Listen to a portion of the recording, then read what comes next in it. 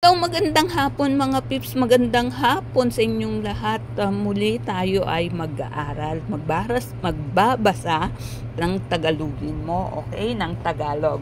Okay, eto na. Tagalogin mo, English, Tagalog. Remember yung opposite, kabaliktaran sa Tagalog, opposite meaning, kabaliktaran ng ibig sabihin ng Tagalog, ng Ingles sa Tagalog. Okay. Thick, magbasa tayo. Thick, thin, makapal, manipis. Tall, short, matangkad, pandak. Sweet, sour, matamis, maasim. White, black, puti, itim. Fast, slow, mabilis, mabagal. Okay,